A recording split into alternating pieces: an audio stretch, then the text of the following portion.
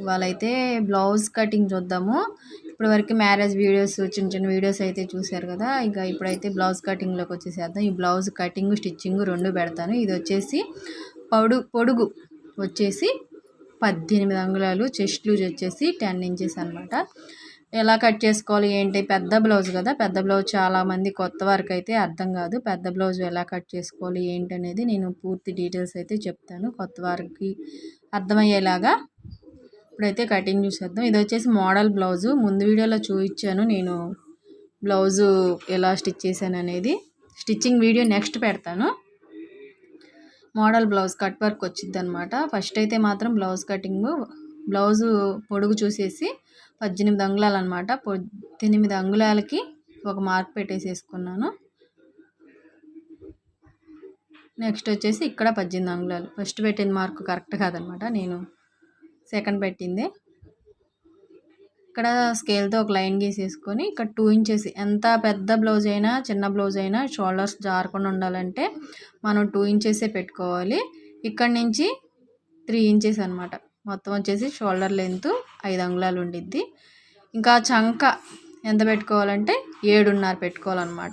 నేను 15 అంగుళాలకైతే 6 తీసుకుంటాను. ఇంకా తర్వాత ఒక్కొక్క ఇంచుకి ఒక్కొక్క హాఫ్ ఇంచ్ పెంచుకుంటూ వెళ్తాను అనమాట. అట్లానే ఇక్కడ చెస్ట్ లూజ్ వచ్చేసి 10 అంగుళాలు ఉందన్నమాట. 10 అంగుళాలు తర్వాత 2 ఇంచెస్ ఖర్చు కోసం మొత్తం కలిపి 12 అంగుళాలు. నడుముకి కూడా సేమ్ ఇదే లూజ్ అయితే పెడుతున్నాను. 12 అంగుళాలకే ఒక డాట్ పెట్టుకొని అక్కడి నుంచి లైన్ గీసుకున్నా. ఇంకా ఇక్కడ వచ్చేసి 2.5కి మార్క్ చేసేసుకోవాలన్నమాట. 2 అంటే 2.5, 2.5 అట్లాగనమాట. మనకి చంక రౌండ్ గీసుకుంటాం కదా అది. ఇది కూడా నేను 15 అంగుళాలకి 1.5 పెడతాను అనమాట. దాన్ని బట్టి ఒక్కొక్క దానికి ఒక పావు ఇంచు పెంచుకుంటా, ఒక్కొక్క అంగుళానికి ఒక్కొక్క పావు ఇంచు పెంచుకుంటా వెళ్ళి పెట్టుకోవటమే. మనకి వేరే వాళ్ళు చెప్పాలి అవన్నీ అవసరం లేదు. చిన్న చిన్న టిప్స్ పాటించామంటే ఏ బ్లౌజ్ అయినా స్టిచ్చింగ్ కానీ కటింగ్ కానీ కరెక్ట్గా కుదిరిద్ది. ఇక్కడ వెనకాల కరెక్ట్గా పట్టుకొని నెక్ అనేది ఎంత పొడుగుందో చూసి పెట్టుకోవాలి. 6 ఇంచులకి అయితే నేను మార్క్ పెట్టేసుకుంటున్నాను. 5.5 ఉందనమాట. ఒక హాఫ్ ఇంచు ఖర్చు కోసం. ఇది 2.5. పైన మనం 2 ఇంచులు పెట్టుకున్నాం కదా, కింద వచ్చేసి 2.5, ఒక హాఫ్ ఇంచు లోపలికి పెట్టుకోవాలి. లేదు మాకు ఎక్కువ రౌండ్ ఎక్కువ అవసరం లేదనుకుంటే 2 ఇంచెస్ పెట్టుకోవచ్చు. వెడల్పు కావాలంటే 3 ఇంచెస్ పెట్టుకోవచ్చు. కింద పెంచుకోవాలి కానీ పైన అయితే పెంచుకోకూడదు అనమాట. పైన పెంచుకుంటే ఏమవుతుందంటే షోల్డర్లు జారుతాయి. ఇది మోడల్ బ్లౌజ్ అంటే కట్ వర్క్ కాబట్టి నేను స్టిచ్చింగ్ చేసేటప్పుడు కటింగ్ చేసుకుందామని నెక్ అయితే గీయటం లేదు. ఇక్కడ నడుము దగ్గర ఒక హాఫ్ ఇంచ్ క్రాస్ తీసుకోవాలి. మీకు రౌండ్ స్కేల్ పెట్టి గీసుకోవాలన్నా ఓకే, లేదంటే స్ట్రైట్ స్కేల్ పెట్టి గీసుకోవాలన్నా ఓకే, ఎలా అయినా గీసుకోవచ్చు. నేను ఇట్లా ట్రై చేస్తే ఎలా ఉండిద్దని ఈ మధ్య ట్రై చేస్తున్నాను అనమాట. మామూలుగా అయితే నార్మల్ స్కేల్తోనే. ఇది నడుము దగ్గర క్రాస్ తీయటం కూడా ఈజీ అనమాట. ఈ కట్ వర్క్ వచ్చిద్దని చెప్తున్నాను.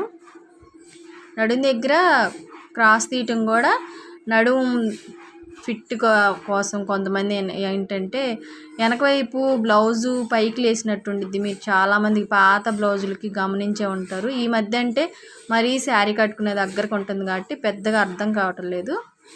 అంతకుముందు బ్లౌజులకి అయితే మామూలుగా అయితే ఇప్పుడు కూడా కొంతమందికి నడుము దగ్గర పైకి లేసినట్టు ఉండిద్ది అనమాట. దానికి కూడా నేను ఒక వీడియో వివరంగా చేసి పెడతాను. ఇప్పుడైతే బ్యాక్ పార్ట్ కటింగ్ అయితే అయిపోయింది. తర్వాత హ్యాండ్స్ అయితే కట్ చేసుకుందాము. దీన్ని పక్కన పెట్టేసేసుకొని, ఇది లైనింగ్ బ్లౌజ్ అనమాట. లైనింగ్ వర్కే చూపిస్తున్నాను కటింగు, ఒరిజినల్ క్లాత్ అయితే చూపించట్లేదు. ఇది వచ్చేసి క్రాస్ తీసుకోవాలి ఫస్ట్.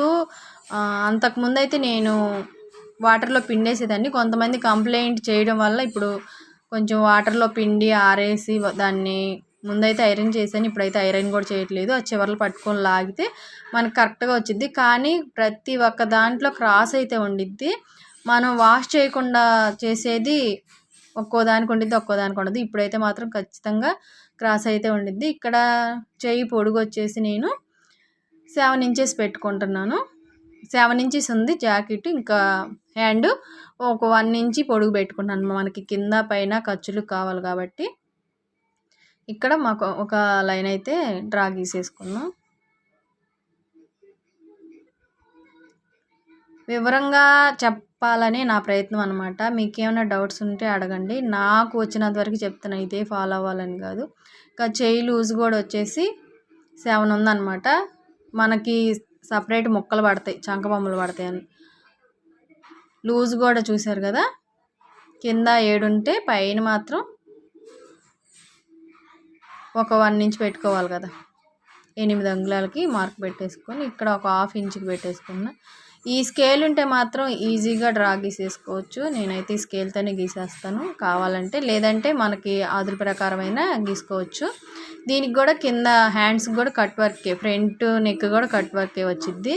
హ్యాండ్స్ కట్ వర్కే, మొత్తం కట్ వర్క్ వచ్చిద్ది. బ్లౌజ్ కూడా చాలా బాగుండిద్ది. మీకు ఎట్లా స్టిచ్చింగ్ ఇవన్నీ కూడా నేను నెక్స్ట్ వీడియోలో పెడతాను.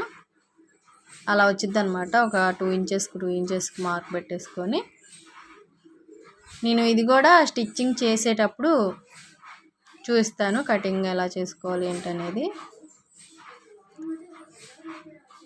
ఇంకా హ్యాండ్ కటింగ్ అయిపోయింది కదా, ఫ్రంట్ కటింగ్ చూద్దాము.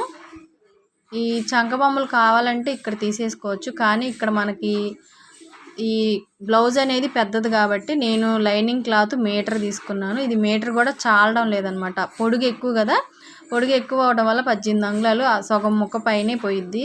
హ్యాండ్స్ వచ్చేసి చిన్న హ్యాండ్స్ వస్తాయి, దీంట్లో ఎల్బో హ్యాండ్స్ రావు. ఎల్బో హ్యాండ్స్ తీసుకున్నామంటే అతుకులు పడతాయి, చేతులకి అతుకులు పడతాయి, ఇంకా ఫ్రంట్ పార్ట్కి కూడా అతుకులు పడతాయి. నేను ఇప్పుడు చిన్న హ్యాండ్సే తీసుకున్నాను కాబట్టి హాఫ్ హ్యాండ్స్.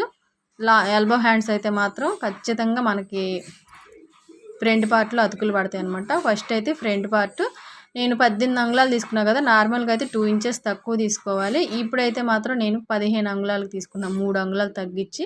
నెక్ వచ్చేసి 8 అంగుళాలు ఉంది. ఈ 8 అంగుళాల కాడ నుంచి ఇట్లా ఒక లైన్ అయితే గీసుకోవాలి, ఒక 2 లైన్లు, ఒక 1/4 ఇంచు ఖర్చు కోసం అనమాట.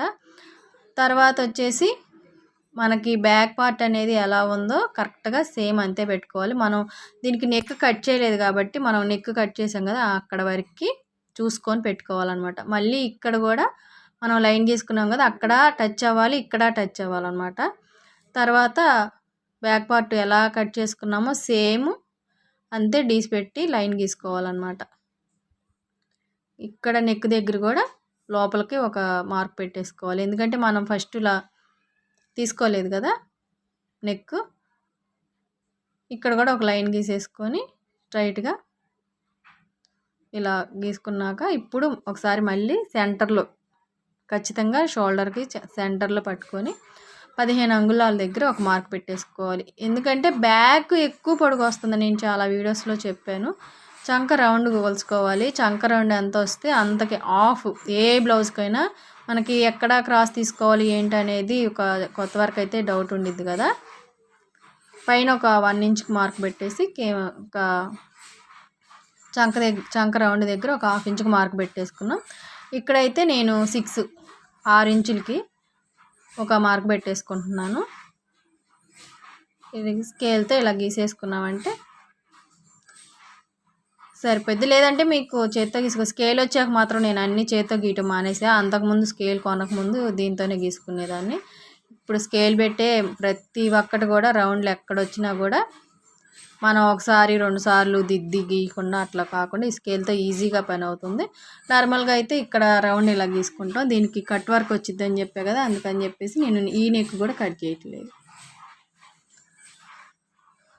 ఈ నెక్ కూడా నేను స్టిచ్చింగ్ చేసేటప్పుడు అంటే క్యాన్వాస్ పేపర్ వేసుకుంటాం కదా, అది కట్ చేసి తర్వాత వీటి మీద పెట్టి స్టిచ్చింగ్ అయితే చేస్తాను. ఇప్పుడైతే ఫ్రంట్ పార్ట్ కూడా కటింగ్ చేసేసుకున్నాం. నేను చాలా వీడియోస్లో చెప్పాను, బ్యాక్ ఎక్కువ పొడుగుంటే మాత్రం చెస్ట్ దగ్గర ఒక 1 ఇంచ్ తక్కువ కట్ చేసుకున్నా పర్లేదు.